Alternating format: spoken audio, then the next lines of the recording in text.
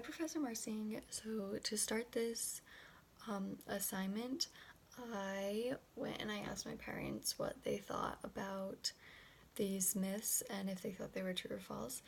And obviously, like, they did have some that they thought were true, but then there were some they were like, oh no, that's totally false. And after I told them that it actually was all in fact false, they didn't really believe me on absence makes the heart grow fonder and out of sight, out of mind. Those two, they kind of argued with me.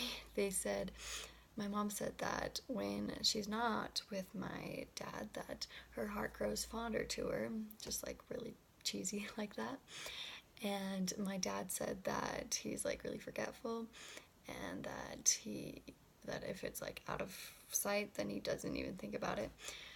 And so out of sight, out of mind, he didn't really agree with me on that one.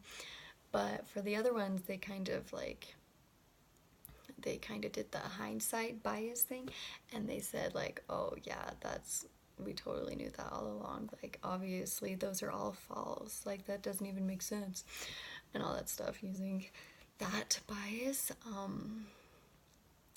So my friend, she actually is deaf. She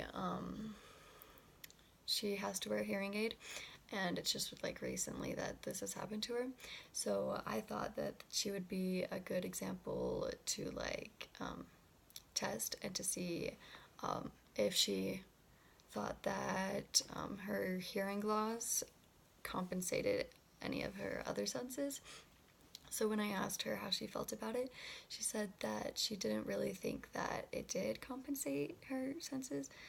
Well, except that it made her more alert and her reflexes were better. So, um, but that no real senses really improved.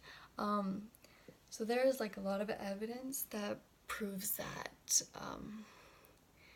when you miss one sense, that you don't just like learn how to use the other senses more. You just are able to adapt since you have to like live with it. Then you're just able to make it like a part of your life. So, like, if you can't hear, then obviously you're going to try and be more aware of your surroundings and you just adapt to that. But it doesn't really compensate like your smell or your taste or your eyesight or anything, just like yeah. So for playing classical music for babies, if it like makes them more intelligent, obviously it's false. But so there isn't really any medical evidence that proves that it makes babies smarter when they're older, but I mean, some people still believe it. But by using classical music,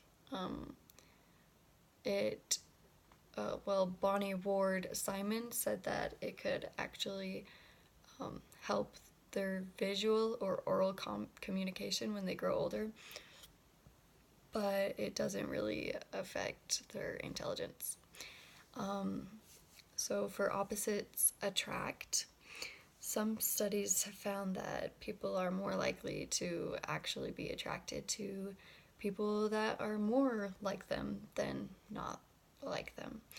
Like they get attracted to people that are the same age and they're the same religion and they have the same political belief, and they just have the same intelligence, I guess.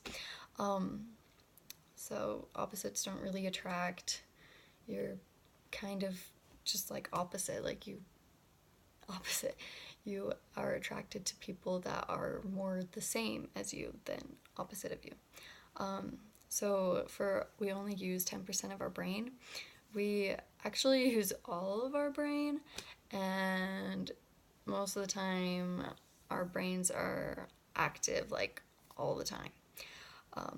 We so the brain weighs like 3% of our body weight, and it takes up like 20% of our energy. So obviously, like, we have to be using all of it if it's gonna take up all that. And so evidence proves that you use like all of your brain all 24 hours of the day, even when you're sleeping. So those are just some of the myths that I researched and found out more about. This assignment was really exciting, and it was fun to learn about how, people just believe things that aren't true. And yeah, that's all.